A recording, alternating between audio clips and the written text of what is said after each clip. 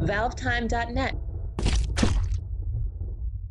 Hi, and welcome to the ValveTime News. Each week we'll bring you the biggest talking points regarding Valve and the community.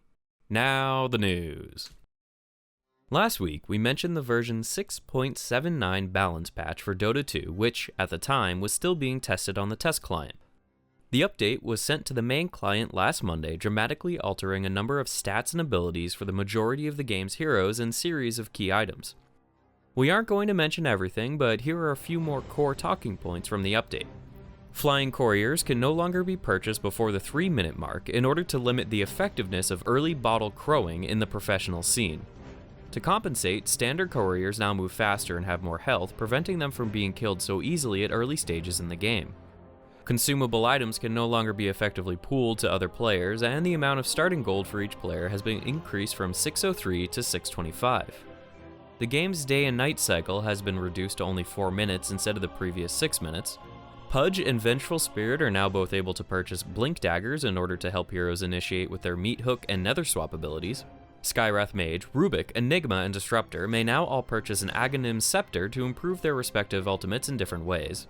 Disruptor's ultimate, Static Storm, will last for 2 additional seconds while also silencing items. Skywrath Mage's Mystic Flare features a much shorter cooldown, and Rubik's Spell Steal extends the ability's range and provides an Aghanim's upgrade for whichever unique abilities he happens to steal. A number of items have also received improvements, including Tranquil Boots and Eye of Skadi, while others have been dramatically changed for the worse, including the likes of Shadow Blade, Phase Boots, and Power Treads. Unfortunately, this update contains far too much information to realistically talk about here on the show, so we encourage everyone interested in Dota 2 to head on over to the official changelog to read about all the changes for yourself. Alternatively, Dota 2 personality Purge has recently uploaded a pair of videos to his YouTube channel which he uses to discuss the new changes at length before providing tips and useful information on how he feels the balance tweaks have effects in the game. Links to both his videos will be provided on screen at the end of this episode. A new update for Counter-Strike Global Offensive this week has introduced custom weapon skins, allowing players to design, create, test, and upload their own unique finishes. As explained in a new announcement blog post, players are also able to upload their custom skins to the Steam Workshop, where they will be viewed and voted on by members of the community in a manner similar to Dota 2 and the Team Fortress 2 items. Once a weapon finish has received enough positive votes, its quality will be verified by Valve before potentially being added to the game as an unlockable item included in future weapon cases. The game update also introduced several minor changes, including improvements to the heads-up display used in the spectator system, new eye shielding animations which are used to demonstrate when a player is under the effect of a flashbang grenade, and updated view model animations for the 5.7 and Tech 9 pistols, to name a few.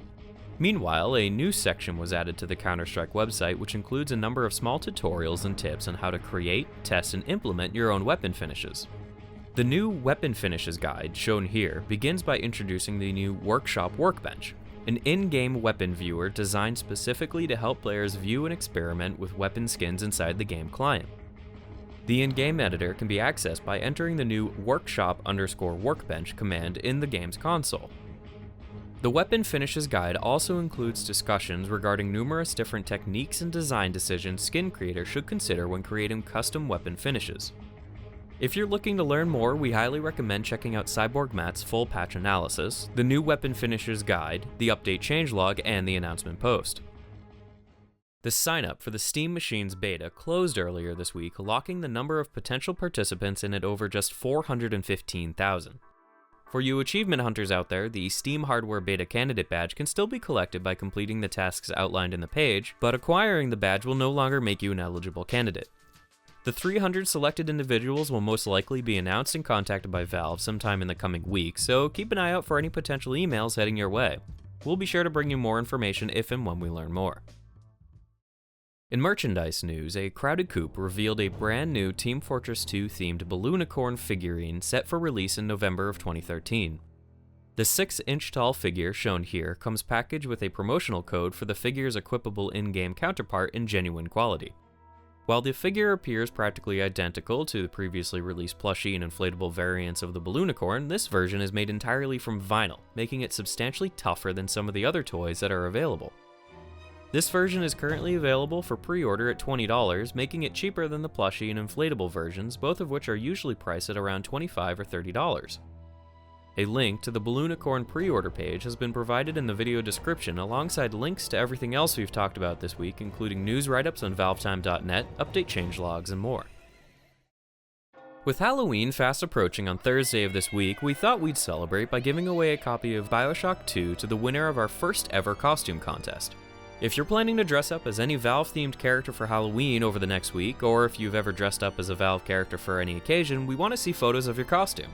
To be in with a chance of winning, attach one or more photographs of your costume to an email and send it to nick@valvetime.net, along with some basic information about yourself, including your name, age, the date the photo was taken, and a link to either your Facebook or Twitter account so we have an additional way to contact you should you win.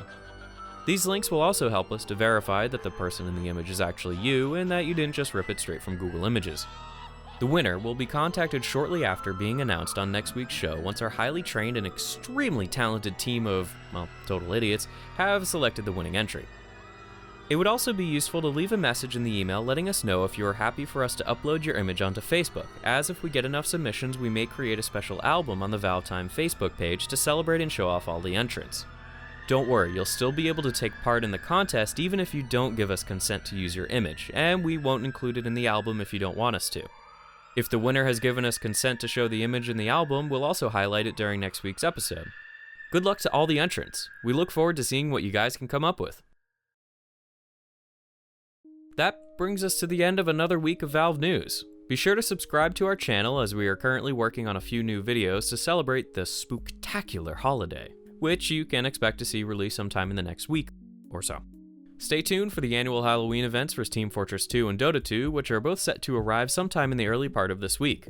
Speaking of Dota 2, don't forget to visit our Dota 2 Announcer Pack submission over on the Steam Workshop to rate us positively. Now I think it's time to bring this rather lengthy ending to a close, so thanks for watching and bye for now.